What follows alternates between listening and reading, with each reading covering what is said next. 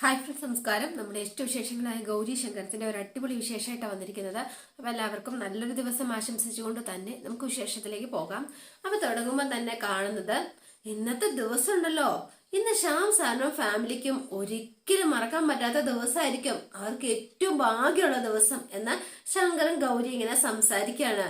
ഇന്ന് അവരുടെ മൂത്ത മോൻ അളിയൻസ് ജാമ്യത്തിലിറങ്ങും. പിന്നെ അവരുടെ കാണാണ്ട് പോയ മോള് എന്റെ ഗൗരീനെ അവർക്ക് തിരിച്ചു കിട്ടും. ചുരുക്കി പറഞ്ഞ പൊന്നു മോളെ, ഇന്നത്തെ ദിവസം ശ്യാം സാറ് ഫാമിലിയും ഒടുക്കത്തെ ഹാപ്പി ആയിരിക്കും കേട്ടോ. അല്ലെങ്കിൽ താൻ നോക്കിക്കോ എന്ന് പറഞ്ഞ അവരിങ്ങനെ രണ്ടുപേരും ചേർത്ത് പിടിച്ച് ശങ്കരൻ ഗൗരിയും കൂട്ടിക്കൊണ്ട് കോടതിയിലേക്ക് പോവാനായിട്ട് റെഡി ആയിട്ട് നിൽക്കാണ്. അതെ, നമുക്ക് പോണം, വേഗം റെഡിയാകാൻ നോക്കാം.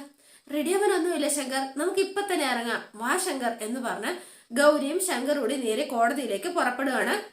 അപ്പൊ പിന്നെ കാണുന്നത് നമ്മുടെ കോടതിയിലാണ്. കോടതി നടപടികളൊക്കെ തുടങ്ങി. അപ്പൊ ആദർശം അവിടെ നിൽപ്പുണ്ട്. നമ്മുടെ വേണിയും നന്ദിനിയമ്മയും പ്രൊഫസറും ഒക്കെ ഉണ്ട്. വക്കീൽ ഹാജരായി. അപ്പൊ case number CC 1108/2024 Adarsh Shyamaprasad എന്ന് കോടതിയിൽ വിളിച്ചു. അപ്പൊ ആദർശിനെ കൊണ്ടുവന്ന് എന്താ പറയാ ജഡ്ജിന്റെ മുന്നിൽ ഹാജരാക്കാണ്. അപ്പൊ ആദർശിനെ പിടിച്ചുകൊണ്ട് വന്ന് പോലീസുകാര് ആ കൂടിനുള്ളിൽ കയറ്റി.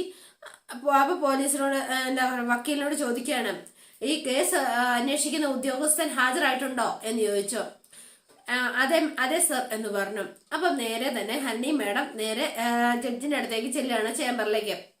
അപ്പൊ അവിടെ കയറി നിന്നു കൂട്ടി കയറി നിന്നിട്ട് യുവർ ഓണർ എന്താണ്? അപ്പൊ ജഡ്ജി ഇങ്ങനെ ചോദിക്കാണ്, എന്തിനു വേണ്ടിയിട്ടാണ് ഇവരുടെ റിമാൻഡ് എക്സ്റ്റെൻഡ് ചെയ്യേണ്ട ആവശ്യമുണ്ടോ എന്ന് ചോദിച്ചു. ഇൻവെസ്റ്റിഗേഷൻ കംപ്ലീറ്റ് ചെയ്യാൻ കുറച്ചുകൂടി സമയം ആവശ്യമാണ് എന്ന് പറഞ്ഞു. അപ്പം കോടതിക്ക് അത്ര വലിയ ഇതായിട്ട് തോന്നിയില്ല കേട്ടോ. അത് അല്ല, ഇനി എക്സ്റ്റെൻഡ് ചെയ്യാൻ പറ്റില്ല. എന്താണ് പബ്ലിക് പ്രോസിക്യൂട്ടറുടെ ഒപ്പീനിയൻ? അത് യുവർ ഓണർ, പ്രതിക്ക് ജാമ്യം അനുവദിക്കുന്നതിൽ എന്റെ കക്ഷിക്ക് യാതൊരു എന്താ പറയാ എതിർപ്പുമില്ല. കോടതി ആവശ്യപ്പെട്ട ആ തുക കെട്ടിവെക്കാൻ തയ്യാറാണോ? യെസ് യുവർ ഓണർ എന്ന് പറഞ്ഞു. ശരി, എങ്കിൽ അത് അങ്ങനെ തന്നെ ആവട്ടെ എന്ന് പറഞ്ഞ് കോടതി പ്രതിക്ക് ജാമ്യം അനുവദിക്കുകയാണ് എന്ന് പറഞ്ഞു. അപ്പൊ ഭയങ്കര സന്തോഷമായി. നമ്മുടെ ആദർശം, വേണിയും നന്ദിനിയമ്മയും ഒക്കെ ഇങ്ങനെ ഇരിക്കുകയാണ്. അപ്പൊ വേഗം പ്രോസിക്യൂട്ടർ എഴുന്നേറ്റിട്ട് objection your honour, objection sustained. എന്താണ് പ്രശ്നം? അതെ യുവർ ഓണർ, 1 കോടി രൂപ എന്റെ കക്ഷിക്ക് നേരിട്ട് കാണണം യുവർ ഓണർ എന്ന് പറഞ്ഞു. ഓക്കെ, അല്ലെങ്കിൽ അതിന്റെ ഡോക്യുമെന്റ് എങ്കിലും കാണണം എന്ന് പറഞ്ഞു. അതിന് തടസ്സമൊന്നുമില്ലല്ലോ എന്ന് ചോദിച്ചപ്പോഴത്തേനും തടസ്സമില്ല എന്ന് തന്നെ ഇവര് പറഞ്ഞു. ഓക്കെ, അപ്പൊ ആദർശന് പിന്നെ എന്തോ ഒരു സംശയം ഉണ്ട് കേട്ടോ. ഇനിയും ആകെ കുടുങ്ങുവോ, വീണ്ടും ഇങ്ങനെ തന്നെ ജയിലിലേക്ക് പോകേണ്ടി വരുമോ എന്നൊരു സംശയം. അപ്പം നേരെ വക്കീൽ രാമചന്ദ്രൻ നേരെ ചെന്ന് നമ്മുടെ വേണിയുടെ അടുത്തേക്ക് ചെല്ലുകയാണ്. വേണി, ക്യാഷ് എവിടെ എന്ന് ചോദിച്ചു. അപ്പൊ വേണി ആകെ നിന്ന് പെപ്പ വെക്കുകയാണ്. സാധാരണ ട്രഷറിയിൽ പണം അടച്ച് അതിന്റെ ഡോക്യുമെന്റ് ആണ് കോടതിയിൽ കൊടുക്കേണ്ടത്. അതിപ്പോ പ്രത്യേക ഒരു സാഹചര്യത്തിൽ നേരിട്ട് നമ്മള് പണം കൊടുക്കേണ്ട ഒരു സാഹചര്യം വന്നിരിക്കുകയാണ്. അത് കോടതിയെ കാണിച്ച് ബോധ്യപ്പെടുത്തി കൊടുക്കണം എന്ന് പറഞ്ഞു. വക്കീലെ, നമ്മുടെ ഏട്ടൻ ഇതുവരെ എത്തിയിട്ടില്ല എന്ന് പറഞ്ഞു. ഏട്ടൻ പണവുമായിട്ട് എത്തുന്നാ പറഞ്ഞത് എന്ന് പറഞ്ഞു. വേണി, നീ പുറത്തിറങ്ങി നിന്ന് ഒന്നുകൂടെ ഫോൺ വിളിച്ചു നോക്ക് എന്ന് പറഞ്ഞു. നന്ദിനിയമ്മയെ ഞാൻ പല തവണ വിളിച്ചു നോക്കി, പക്ഷെ ഏട്ടൻ ഫോൺ എടുക്കുന്നില്ല. ഇനിയിപ്പോ എന്ത് ചെയ്യും എന്ന് ചോദിച്ചു. ശ്യാമേ, പണത്തിന്റെ കാര്യത്തിൽ ശ്യാം എനിക്ക് ഉറപ്പ് തന്നതല്ലേ എന്ന് ശ്യാമിനോടും വക്കീൽ ഇങ്ങനെ ചോദിച്ചു. വക്കീലെ, നമ്മുടെ ഏട്ടൻ ചതിക്കില്ല, ഉറപ്പായിട്ടും എത്തും. ആള് ക്യാഷ് കൊണ്ട് ഇപ്പൊ എത്തും. അതെ, ഇനി എപ്പോഴാണ് കോടതിയുടെ സമയം?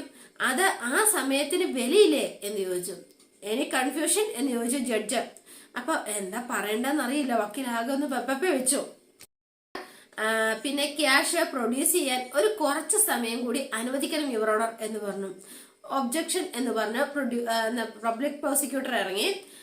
ബാങ്ക് ആവശ്യപ്പെട്ട 1 കോടി രൂപയുടെ ജാമ്യം നൽകാൻ ബന്ധുക്കൾ തയ്യാറല്ല. കോടതി ഒരു കാരണവശാലും അത് സമ്മതിക്കരുത് എന്ന് പറഞ്ഞു. അപ്പൊ ജാമ്യത്തുകയുടെ വ്യവസ്ഥാ ലംഘനമായി വന്ന സ്ഥിതിക്ക് പ്രതിക്ക് ജാമ്യം അനുവദിക്കാൻ കഴിയില്ല എന്ന് കോടതി വേഗം തന്നെ ഇങ്ങനെ പറഞ്ഞു കേട്ടോ. അപ്പോഴേക്കും ഇവർക്കെല്ലാം ആകെ സങ്കടം. ഇനി എന്ത് ചെയ്യും? വേണിയുടെ കാര്യം ഓർക്കാൻ പോലും പറ്റണില്ല. അപ്പൊ എല്ലാവരും ഇങ്ങനെ എഴുതാൻ തുടങ്ങുകയാണ്. കേസ് മറ്റൊരു ദിവസത്തേക്ക് എന്ന് പറഞ്ഞ സമയത്ത് സർ എന്ന് പറഞ്ഞ ഗൗരിയും ശങ്കറും അങ്ങോട്ടേക്ക് കയറി വന്നു. അതെ, ജാമ്യത്തുക അടയ്ക്കാൻ തയ്യാറാണ് യുവർ ഓണർ എന്ന് പറഞ്ഞുകൊണ്ട് തുകയായിട്ട് ശങ്കറും ഗൗരിയും കോടതിയിലേക്ക് കയറി വരികയാണ്. സർ, ജാമ്യത്തുക നൽകാൻ ഞങ്ങൾ തയ്യാറാണ് സർ എന്ന് പറഞ്ഞു. അപ്പൊ ഗൗരി എന്ന് വിളിച്ച് നന്ദിനിയമ്മ വേഗം തന്നെ ചാടി എഴുന്നേക്കാണ്. ബഹുമാനപ്പെട്ട കോടതി ആവശ്യപ്പെട്ടതുപോലെ തന്നെ 1 കോടി രൂപ അടയ്ക്കാൻ വേണ്ടിയിട്ട് കൊണ്ടുവന്നിട്ടുണ്ട് യുവർ ഓണർ എന്ന് പറഞ്ഞു. അപ്പൊ ഭയങ്കര സന്തോഷമായി. ഡിജിറ്റൽ ട്രാൻസാക്ഷൻ ആണ് ചെയ്യാനുള്ളത്, നിങ്ങൾ എന്താ അത് ചെയ്യാതിരുന്നത്? സർ, ബഹുമാനപ്പെട്ട കോടതി, ഒരു പ്രത്യേക സാഹചര്യത്തിൽ ഞങ്ങൾക്ക് ഡിജിറ്റൽ ട്രാൻസാക്ഷൻ ഉള്ള സാഹചര്യം ഞങ്ങൾക്ക് ഉണ്ടായിരുന്നില്ല. അതുകൊണ്ടാണ് കോടതി നേരിട്ട് തന്നെ ഈ പണം ഇവിടെ എത്തിക്കേണ്ടി വന്നത്. സർ, ഞങ്ങളോട് ക്ഷമിക്കണം. അപ്പം കോടതി ഇങ്ങനെ കുറച്ചു നേരം നിന്നു. ഈ പണം സ്വീകരിച്ച് ആദർശേട്ടന് ജാമ്യം അനുവദിക്കണം യുവർ ഓണർ എന്ന് പറഞ്ഞു. അപ്പൊ ഈ പണം കോടതിയിലേക്ക് ഹാജരാക്കാണ് കേട്ടോ. ഈ പണത്തിന്റെ സോഴ്സ് ഡോക്യുമെന്റ്സും എന്റെ കക്ഷി ഉടൻ തന്നെ കോടതിയിൽ പ്രൊഡ്യൂസ് ചെയ്യും. കോടതി ആവശ്യപ്പെട്ട ജാമ്യത്തുകയും പ്രൊഡ്യൂസ് ചെയ്തിട്ടുണ്ട്. ഇനി ആദർശിന് ജാമ്യം നൽകണം യുവർ ഓണർ. അപ്പൊ വേഗം തന്നെ പബ്ലിക് പ്രോസിക്യൂട്ടർ എണീറ്റു. എന്നിട്ട് പിന്നെ ഈ ക്യാഷ് എണ്ണി തിട്ടപ്പെടുത്താനുള്ള സമയം ആവശ്യമാണ്. മേ ബി ടേക്കൻ ഒരു ലഞ്ച് ബ്രേക്ക്. യെസ്, ഗ്രാൻഡഡ് എന്ന് പറഞ്ഞു. അപ്പൊ വേഗം തന്നെ വേണി പറയുകയാണ്, അതെ നന്ദിനിയമ്മേ, പ്രൊഫസറെ, ഞാൻ പറഞ്ഞില്ലേ ആദർശേട്ടന് ജാമ്യം കിട്ടുമെന്ന്. ഇപ്പൊ എങ്ങനെയുണ്ട് എന്ന് ചോദിച്ചു. കണ്ടോ, കറക്റ്റ് ടൈമില് ഏട്ടനും ഗൗരിയും ക്യാഷുമായിട്ട് ലാൻഡ് ചെയ്തിരിക്കുക. കാണും നമ്മുടെ വക്കീലിനെയും മഹാദേവനെയും രാധാമണിനെയാണ്. അപ്പം വേഗം തന്നെ വക്കീല് ചോദിക്കുകയാണ്, അല്ല നമ്മളെ ഗൗരിയെ തിരിച്ചെത്തിക്കാം എന്ന് പറഞ്ഞ ആ സമയം കഴിഞ്ഞല്ലോ എന്റെ മഹാദേവ സാറേ. 1 കോടി കൊടുക്കരുതേ എന്ന് പറഞ്ഞ് ഞാൻ കാല് പിടിച്ച് നിങ്ങളോട് പറഞ്ഞതല്ലേ. അപ്പൊ നിങ്ങൾ കേട്ടില്ല. ആ 1 കോടി പോയപ്പോ നിങ്ങൾക്ക് സമാധാനമായല്ലോ അല്ലെ എന്ന് ചോദിച്ചു. അപ്പോഴേക്കും അച്ഛ എന്ന് വിളിച്ചുകൊണ്ട് നമ്മുടെ ശേഖരൻ അങ്ങോട്ടേക്ക് പാഞ്ഞു വരികയാണ് കേട്ടോ. എന്താ? അതെ, നമ്മുടെ അമ്മ പറഞ്ഞതാട്ടോ ശരി. അവളുണ്ടല്ലോ, ആ പ്രൊഫസറുടെ മോള് ഗൗരി, അവള് അച്ഛനെ നല്ല നൈസായിട്ട് അവള് തേച്ചുട്ടോ എന്ന് പറഞ്ഞു. എടാ ശേഖര, എന്താടാ ഉണ്ടായത് എന്ന് ചോദിച്ചോ. നമ്മുടെ അച്ഛൻ അവളെ രക്ഷിക്കാൻ വേണ്ടി കൊടുത്ത ആ പണം ഉണ്ടല്ലോ, ആ 1 കോടി രൂപ, ആ പണം അവളുടെ കയ്യിലേക്ക് തന്നെയാട്ടോ പോയത് എന്ന് പറഞ്ഞു. അതെന്താന്നറിയോ? നീ എന്താണ് ഈ തെളിച്ചു പറ എന്ന് പറഞ്ഞു. എന്റെ പൊന്നമ്മേ, ആ 1 കോടി രൂപ ഉണ്ടല്ലോ, അവള് കോടതിയിൽ കെട്ടുവെച്ചു അവളുടെ ആങ്ങളെ രക്ഷിക്കാൻ വേണ്ടിട്ട്. ആ ഇപ്പൊ എങ്ങനെയായി എന്ന് ചോദിച്ചു രാധാമണി. എന്റെ മഹാദേവ സാറേ, അപ്പോ ആദർശിനെ രക്ഷിക്കാൻ വേണ്ടിട്ട് ഗൗരിക്കുഞ്ഞ് നടത്തിയ നാടകം തന്നെയാണോ സാറേ ഇതൊക്കെ എന്നിങ്ങനെ ചോദിച്ചു വക്കീല്. ഇപ്പൊ എങ്ങനെയുണ്ട്? സത്യം തെളിഞ്ഞു വന്നത് കണ്ടോ നിങ്ങള് എന്ന് ചോദിച്ചു രാധാമണി. ശങ്കർ വേദനിക്കുന്നത് നിങ്ങൾക്ക് സഹിക്കില്ലെന്ന് അവക്കറിയാം. അതുകൊണ്ട് അവളിപ്പോ എന്താ ചെയ്തത്? മർമ്മം നോക്കി തന്നെ അവള് തിരിച്ചടിച്ചിരിക്കുക. നിങ്ങൾ അനുഭവിച്ചോ? എന്നാലും നമ്മുടെ അച്ഛന് ഇങ്ങനെ ഒരു അബദ്ധം പറ്റുമെന്ന് ഞാൻ വിചാരിച്ചതേ ഇല്ല. അച്ഛനെ വെറും വാഷൗട്ടാക്കി കളഞ്ഞല്ലോ അവള് എന്ന് പറഞ്ഞ ഇവര്. ആ പറ്റിയത് പറ്റി, ഇനിയും ഇത് തൽക്കാലം ഇത് ആരും അറിയാതിരിക്കുന്നതാ നല്ലത് എന്ന് വക്കീല് പറഞ്ഞു. അല്ല, വേറൊന്നും കൊണ്ടല്ല, നാണക്കേട് മഹാദേവ സാറിനാണല്ലോ, അതുകൊണ്ട് പറഞ്ഞതാ. രാഷ്ട്രീയ ചാണക്യനായ മഹാദേവ സാറിനെ സ്വന്തം മരുമോൾ ഇങ്ങനെ ഒരു പണി കൊടുത്തു എന്ന് പുറംലോകം അറിഞ്ഞാലേ പിന്നെ തീർന്നില്ലേ, അതുകൊണ്ട് ഞാൻ പറഞ്ഞതാട്ടോ എന്ന് പറഞ്ഞു. ഇതൊക്കെ കേട്ടിട്ടും നിങ്ങൾ എന്താ മനുഷ്യ ഒന്നും മിണ്ടാതിരിക്കുന്നത്? ഒരു കാര്യം ഞാൻ പറഞ്ഞേക്കാം, അവളെ ഇങ്ങനെ മിടുക്കിയാവാൻ ഈ രാധാമണി തങ്കച്ചി സമ്മതിക്കില്ല.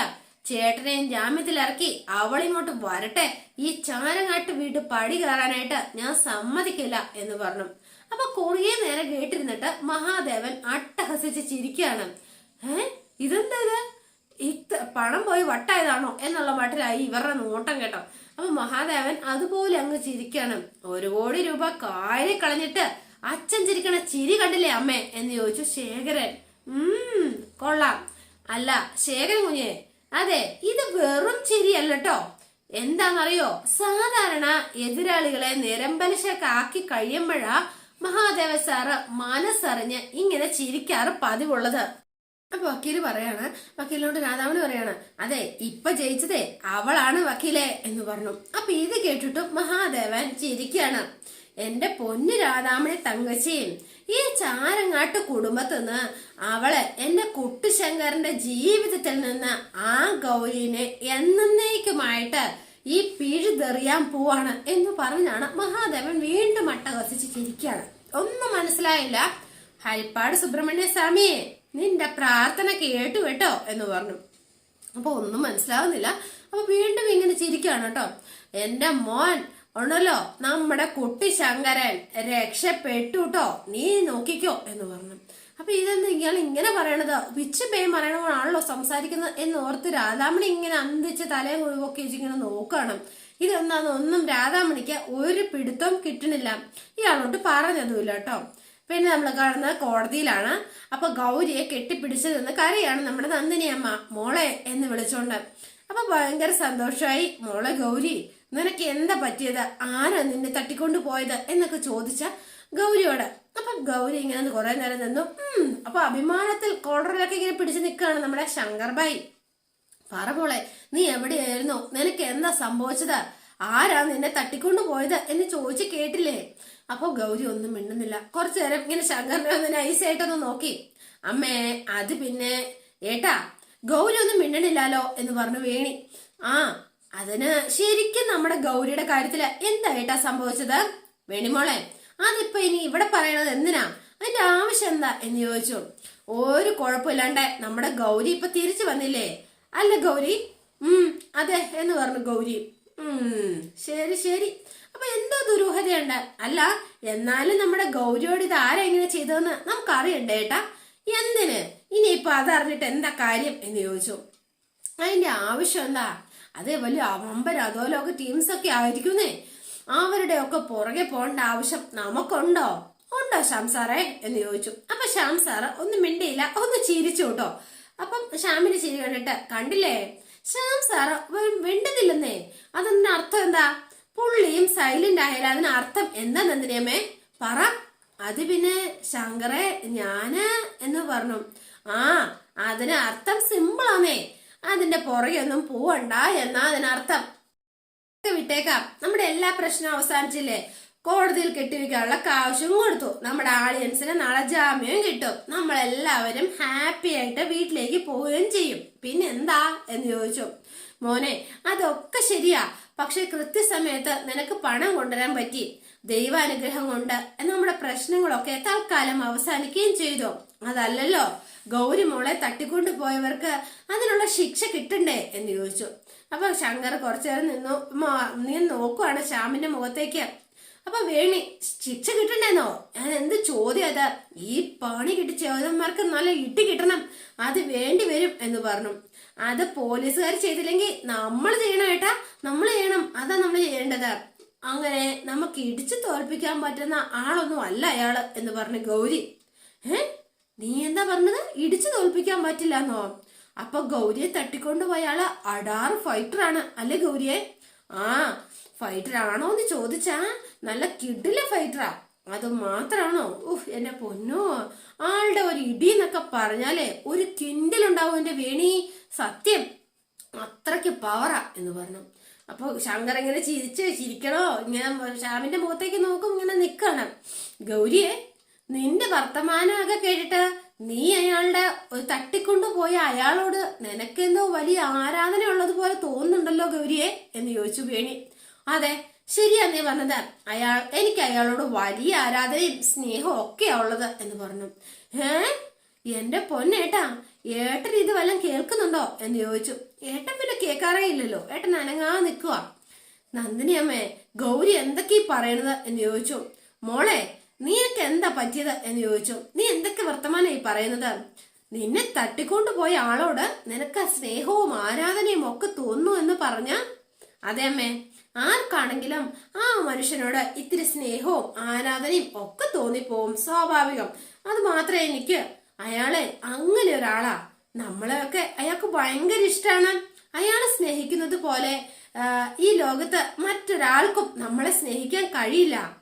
ഗൗരി, ഇതൊക്കെ കേട്ടോണ്ട് നിൽക്കുന്ന എന്റെ ഏട്ടന്റെ മനസ്സ് എന്തുമാത്രം വേദനിക്കുന്നുണ്ടെന്ന് നീ ഒന്ന് ഓർത്ത് നോക്കണം കേട്ടോ എന്ന് പറഞ്ഞു. ഞാനുള്ള സത്യം തുറന്നു പറഞ്ഞതാണോ ഇപ്പൊ കുറ്റം? അത്രമാത്രം സ്നേഹിക്കുന്നുണ്ട്, അതാ ഞാൻ പറഞ്ഞത്. മോനെ ശങ്കറെ, നീ ഇതൊന്നും മനസ്സിൽ വെച്ചേക്കരുത് കേട്ടോ. ഇവൾ എന്താ ഇങ്ങനെ പറയുന്നതെന്ന് എനിക്ക് മനസ്സിലാവണില്ല. സാരമില്ല നന്ദിനമ്മേ, അയാൾ ആരാധിക്കോ സ്നേഹിക്കോ എന്താന്ന് വെച്ചാ ചെയ്യട്ടെ, എനിക്കതിലൊരു വിരോധം ഇല്ലെന്നേ എന്ന് പറഞ്ഞോണ്ട് ശങ്കർ. അയ്യേ എന്റെ പൊന്നോ, എന്ത് തോന്നിയാസ ഏട്ടൻ ഈ പറയണത് എന്ന് ചോദിച്ചു വേണി.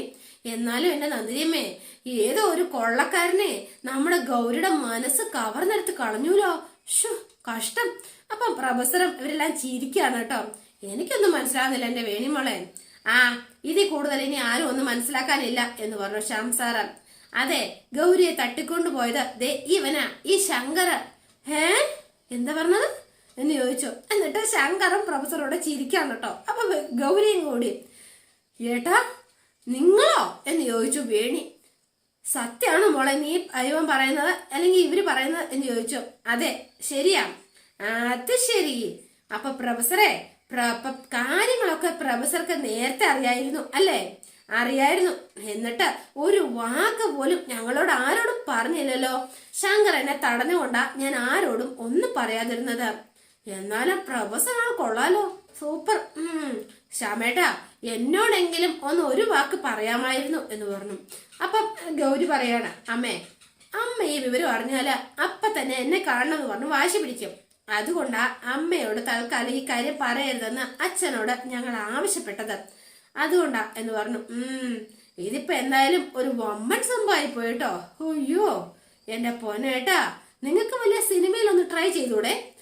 ആ ചിരിയെന്നിപ്പം കണ്ടാ മതി. എമ്മാതിരി അഭിനയായിരുന്നു ആ കാഴ്ച വെച്ചത്. എന്റെ പൊന്നോ, വല്ലാത്ത മുദ്ര തന്നെ നിങ്ങള്. അപ്പൊ ഇവരിങ്ങനെ നിൽക്കുന്ന സമയത്ത് നമ്മുടെ ഹരണി മേഡം വീണ്ടും അങ്ങോട്ടേക്ക് വരികയാണ്. അപ്പൊ ഫോണിലൊക്കെ തോണ്ടി. അപ്പൊ നേരെ നമ്മുടെ വേണി കണ്ടപ്പോഴത്തേനും ദേ പ്രൊഫസറെ, നന്ദിനിയമ്മേ നോക്കി, ഇതാരാ നിക്കുന്നതെന്ന് നോക്കിയേ എന്ന് പറഞ്ഞിങ്ങനെ കാണിച്ചു കൊടുക്കുകയാണ്. അപ്പൊ നോക്കി. അപ്പം ശങ്കറും ഗൗരി അവിടെ നിപ്പുണ്ടല്ലോ. അപ്പൊ അവരോടും ഇങ്ങനെ സംസാരിക്കാട്ടോ. ഏട്ടാ ഗൗരിയെ കേട്ടോട്ടോ, നമ്മുടെ ആദർശേണ്ണ ജാമ്യം കിട്ടാലേ എന്നെ സല്യൂട്ട് ചെയ്യും എന്ന് പറഞ്ഞ ടീമാട്ടോ ദേ നിക്കണത്. ആഹാ അങ്ങനെ പറഞ്ഞോ? എങ്കിൽ നമുക്ക് ആ സല്യൂട്ട് ഇങ്ങോട്ട് മേടിക്കണമല്ലോ. വേണ്ട ശങ്കരൻ, പിന്നല്ലാണ്ട് മോളെ എന്ന് പറഞ്ഞോണ്ട് വിളിച്ചോണ്ട് പോവാണ്. അപ്പൊ വേണ്ട എന്ന് പറഞ്ഞു നന്ദിനിയമ്മ. അവര് പൊയ്ക്കോട്ടെ, അത് വെറുതെ എന്തിനാ എന്ന് ചോദിച്ചു. അങ്ങനെ അവര് പോണ്ട എന്ന് പറഞ്ഞു ശ്യാമും. വേഗം തന്നെ ചില തിരിച്ചടികള് ചില സമയത്ത് നല്ലതാ, നിങ്ങൾ ചെല്ലു മക്കളെ എന്ന് പറഞ്ഞു. ശ്യാമേട്ടാ നീ മിണ്ടാതിരുന്ന നന്ദിനി. ശ്യാമ ഇവരങ്ങ് പറഞ്ഞു വിട്ടു കേട്ടോ. ശ്യാം സാറേ നിങ്ങളെ പറഞ്ഞാട്ടോ ഇപ്പൊ പറഞ്ഞ ആ പോയിന്റ് കേട്ടോ. നീ വന്നേ വേണി എന്ന് പറഞ്ഞ വേണിയും കൂട്ടി നേരെ ശങ്കറും ഗൗരിയും കൂടെ ഈ ഹരണിയുടെ അടുത്തേക്ക് ചെല്ലാണ്. അപ്പൊ അവിടത്തേക്ക് ചെന്നിട്ട്, ഹലോ മേഡം, ആദർശേണ്ണ ഇപ്പൊ ജാമ്യം കിട്ടും. മേഡം അറിഞ്ഞു കാണും അല്ലേ മേഡം? അതുകൊണ്ട് പിന്നെ അറിയാണ്ടിരിക്കുമോ എന്റെ ഗൗരിയെ? മേഡം കോടതിയിലുണ്ടായിരുന്നല്ലോ. പിന്നെ എങ്കിൽ പിന്നെ മേഡം നല്ലൊരു സല്യൂട്ട് വേണിക്ക് കൊടുത്ത് ആ കട അങ്ങ് തീർത്തേരും മേഡം എന്ന് പറഞ്ഞു. അപ്പൊ മിണ്ടുന്നില്ല ഇവര്, ഒരക്ഷരം മിണ്ടുന്നില്ല കേട്ടോ. അപ്പൊ മേഡം സല്യൂട്ട് വൈകണ്ടാട്ടോ, വേഗം ആയിക്കോട്ടെ എന്ന് വേണിയും. അപ്പൊ ഇവര് പതുക്കെ നൈസായിട്ട് അവിടെ നിന്ന് മുങ്ങാൻ നോക്കി. എന്താ മേഡം സല്യൂട്ട് കൊടുക്കുന്നില്ലേ എന്ന് ചോദിച്ചു. പറ മേഡം എന്ന് പറഞ്ഞു. ഒന്ന് തടഞ്ഞു നിർത്തിയിട്ടോ. അപ്പൊ വീണ്ടും ഇങ്ങനെ പെട്ടു എന്ന് മനസ്സിലായി. മേഡം വാക്ക് പറഞ്ഞതല്ലേ, ആ വാക്ക് ആ സല്യൂട്ട് ഒന്ന് ചെയ്തിട്ട് പോകുന്നതല്ലേ മേഡം, അതിന്റെ ഒരു മര്യാദ എന്ന് ചോദിച്ചു. അപ്പൊ ഒന്നും മിണ്ടിയില്ല. അപ്പൊ ഇവര് ഇങ്ങനെ പോവാ, വീണ്ടും ഒന്ന് നോക്കി എന്ന ശേഷം ഇങ്ങനെ പോവാൻ തുടങ്ങുകയാണ്. അപ്പോഴേക്കും വക്കീൽ വന്നിട്ട് ദേ ജഡ്ജ് ചേംബറിൽ എത്തിയിട്ടോ എന്ന് പറഞ്ഞു. കയറി വാ എന്ന് പറഞ്ഞു ഇവരെ അകത്തേക്ക് വിളിച്ചു. പതുക്കെ നാണം കെട്ട് ചമ്മി ഹരണി നേരെ പുറത്തേക്ക് ഇറങ്ങി അങ്ങ് പോയി. അപ്പൊ അതോടെയാണ് ഇന്നത്തെ വിശേഷം അവസാനിക്കുന്നത്. ഇനി നാളത്തെ വിശേഷം ഇതിലും ഗംഭീരാണ്. അപ്പൊ എല്ലാവരും കാത്തിരിക്കുക. നിങ്ങൾക്ക് ഇഷ്ടപ്പെട്ടുവെങ്കിൽ ലൈക്ക് ചെയ്യുക, ഷെയർ ചെയ്യുക, തൊട്ടടുത്ത് ആ ബെൽ ബട്ടൺ കൂടെ ഒന്ന് ഞെക്കുകയാണെങ്കിൽ ഞാൻ ഇടുമ്പോൾ തന്നെ നോട്ടിഫിക്കേഷൻ ലഭിക്കുന്നതായിരിക്കും. പുതുപുത്തൻ വിശേഷമായിട്ട് എത്താം. Bye and see you again.